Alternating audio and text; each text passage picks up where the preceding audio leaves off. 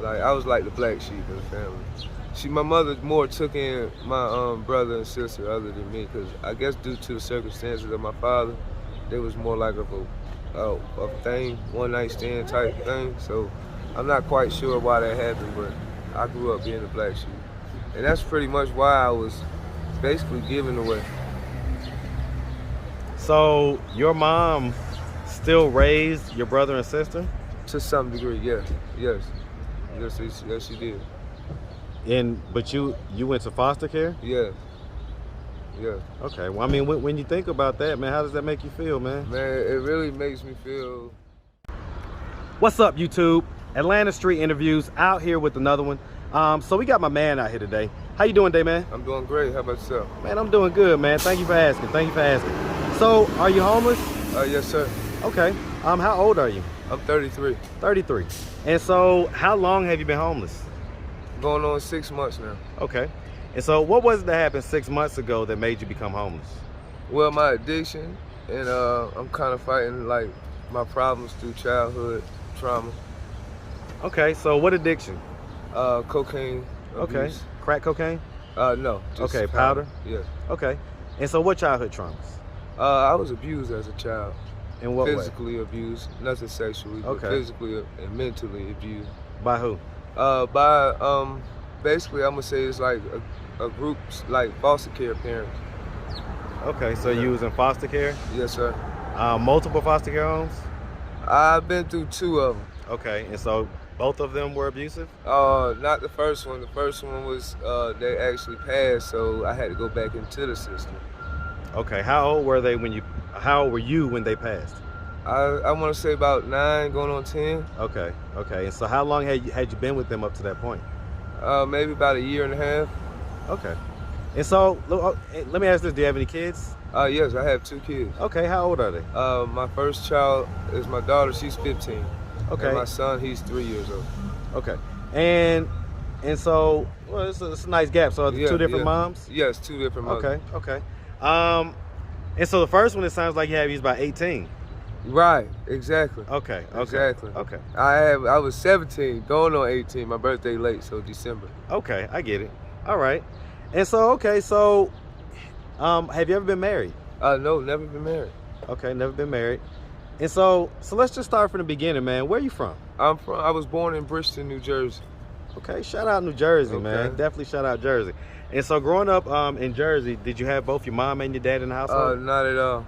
My mother was there, but she wasn't kind of there. She was fighting the mental health issues herself. So, was it drug addiction as well? No, it wasn't drug addiction. Okay, no. So it's mental health? Yeah. Okay, and so what about your dad, your bio dad? Did you My dad, around that time frame, he was doing a bid. He did 10 years. What was it for? I want to say armed robbery, or first degree fraud or something like that. And so that's how you ended up in the foster care system? Yes. Basically, yes, because mom was mental health and dad was locked up? Right. Okay. And so, I mean, were there any grandparents or anything like that? Yes, my grandmother was there, but she wasn't able to take me in because she had a lot going on in her household. Okay. And so, do you have any brothers and sisters? Yes, I had 1 brother and 1 sister. All right. And where are you in the birth order? I'm in the middle. Okay, so you're the middle child? Yes. And so, were y'all close growing up? No. Like, I was like the black sheep of the family. My mother more took in my brother and sister other than me, because I guess due to the circumstances of my father, they was more like a thing, one night stand type thing. So I'm not quite sure why that happened, but I grew up being the black sheep. And that's pretty much why I was basically given away. So your mom still raised your brother and sister? To some degree, yes. Yes, she did. But you went to foster care? Yeah. Okay. Well, I mean, when you think about that, man, how does that make you feel, man? Man, it really makes me feel depressed. It used to. I used to always wonder and ask why, but at this point in my life, it's like, looking back, it's not going to change anything, from that. But it makes me feel depressed and sad that, I'll be looking at other parents and other people having actual mothers that's actually there for them, and I feel abandoned. Yeah, and I feel like a lot of things wouldn't have occurred if I would have, you know what I'm saying, Had that that mother's love. Right, right, exactly. I mean, what type of stuff was you doing that she felt that way? Was it just because of who your dad was? Because I mean, at that point, that's the only point. You was a young kid, right? You were still like so 8 years old, right? It was younger than that, you know what I'm saying. I was feeling neglected, so it's from ever since I could remember. Did your other siblings, did they have the same dad or did they have different? No, we all had different fathers. Okay. Yeah. Okay. But yeah, I never understood, but that's the first thing that came to my mind, like, cause like you said, I was that age, so it's nothing I could have done. You know what I'm saying? Is your mom still alive? Yeah, she's still alive, and to this day I still check on her. But guess what? Neither one of my brother or sister calls or check on her. Yeah, so that's crazy, right? So they don't even be around. They're not even in communication with her. So, but I still check on her, make sure she's alive, make sure she's doing well. But she only got one of those at the end of the day. Yeah. So, and I forgive her for what she, you know. I mean, have you ever asked her why she? I asked her why, and it's one time where I actually asked her and wanted to sit down and talk to her, but she broke down and she kind of, I guess the guilt was coming out, and you know, she didn't really want to speak on it, and she started pushing it towards her mental health problems and how she was treated as a child. But I really couldn't understand that neither, because okay, I'm watching how you treated my brother and sister a different way, so you can do it, you know what I'm saying? It's just, what was the problem with me? And the only thing I could come up with was because, you know, she did share the fact that it was only a one-night stand between her and my dad or whatever. So that's, you know? That's kind of you putting that in your head, basically. Right, basically, that's the only thing I could think of why, you know, y'all didn't have a relationship. But even still, I still don't understand, because... Is your dad still alive? Yeah, he's still alive. How's he doing in life right now?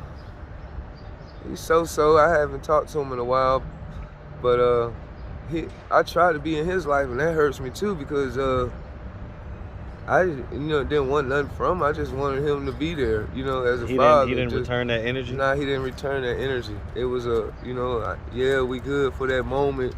And then it was like, okay, never seen a call again. So I'm like, okay, I'm always the one calling and calling and calling. I just fell back after a while, because I'm not, no return calls, you know what I'm saying? Nothing like that. No positive energy coming from that end. I definitely get that. All right, man. And so, you know, as far as the kids, you know, when was the last time we saw them? My last time I seen my child, I talked to him on video, FaceTime, because my daughter, she's in Augusta, and it's been about 2 months. The 15-year-old? Yeah, it's been about 2 months since I actually spoke with her, because I am kind of embarrassed of the situation I am now. So I'm trying to get myself together before I'm able to present myself back to her. How's your relationship with the mom? We're okay. We're okay. You know what I'm saying? We figured co-parenting would be the best thing, you know?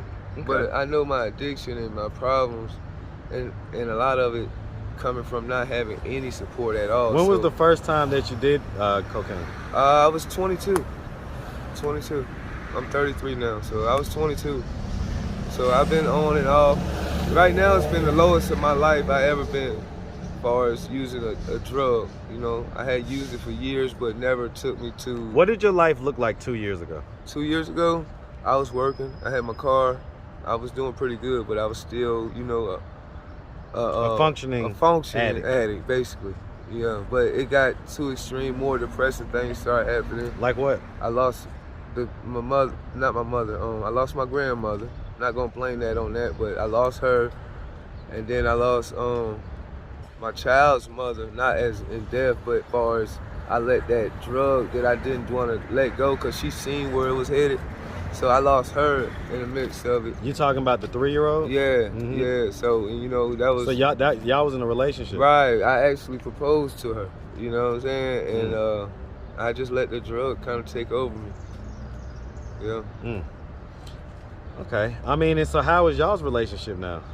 Well, we getting better. I can't say that, like, for real. I mean, she proud of the fact that I'm actually seeking help. And it's not forced, it's by choice. So, you know what I'm saying? That's showing them that I actually want to change and want, you know what I'm saying? I really do want her back in my life, because at the end of the day, what's more better than having a child? And I want to give him what I didn't have, as far as a father and a mother together. Two-parent household. Yeah, right. You know what I'm saying? So, whether it happens or not, but... When was the last time that you did powder? 2 months ago. 2 months ago? Yeah. Okay. 2 months ago. All right, man. I mean, it sounds like, I see that, you're in the program. I see that, it's been a couple months since you've touched that stuff. And so it seems like you're headed in the right direction, man. Right. Definitely seems like you're in the right direction. So, all right, man. Well, listen, if anybody out there wanted to reach out, help, or donate, do you have a way that people could do that? Do you have social media, Cash App, anything like that? Yeah, I have Cash App. All right, what's your Cash App, man? Jordan Money, 1204. That's my Okay. son's name, actually, Jordan. He named after me, Timothy Jordan Moore. Okay, But- so spell that out, though, just so that we... JORDAN, Mhm. Money, MONEY, 1204. Okay, all right, man. All right, well, listen, man, like I say, we really appreciate you. I got one more question, though, man. I got one more question. Yes, sir. So, I ask this a lot, man, but so if you could get in a time machine, right? Right. And you could go back to any age that you ever was, any moment in life. But here's the thing. You're only going to be in the past for 30 seconds. 30 And so you got to imagine what it's going to look like. You're going to show up in this same clothes, everything the same way it is. You're going to show up out of a portal out of nowhere. Your younger self is going to be shocked. And so what are you going to tell yourself in those 30 seconds to try to change the course of your life? And so first, what age would you go to?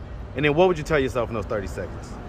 I'll go back to quick thinking. I mean, what came in my head was probably a different level, was when I could still remember, me getting abused as a child and me crying out for my mother, and she was right there in my presence. And she never really, she just walked away like if nothing was happening. And if I could go back to that moment. What age was that? I was like 9. Okay. Yeah, and if And you was getting abused by? Yeah, which was her friends who ended up adopting me. That's what's so crazy. Like, these was her people, her friends, that actually adopted me. You know what I'm saying? So it was basically, it was all about money to them, as far as, they was getting a check, however that works out. Yeah. So it was all about money to them. So if I can go back to that and just save myself or just save her, I'm not sure, man. Really, that's a good question. That's something to go think about upstairs. It's a thought-provoking question. Right. So, kind of like, what is the watershed moment? Like, what was the moment that if I could just do something different in that moment, that things might be different, Right. Kind of that fork in the road moment. Yeah, I guess once I got my freedom and I just didn't know how to adapt to my environment. I was just really in the streets, and that was about 11, 12, right before I went to juvenile. So, you know what I'm saying? I would just, go back and tell myself, be at ease. And what'd you go to juvie for? Actually, I was doing a lot of breaking in houses, just running with the wrong crowd, breaking in little bike shops, little petty stuff. And so when's the last time you did any jail time or prison? 2011. Okay, so it's been a while. Yeah, it's been a while. All right, man. Well, like I say, man, we definitely appreciate you, and we definitely wish you nothing but the best, all right? Yes, sir. All right, man. Have a good one. All right, you too. Yes, sir.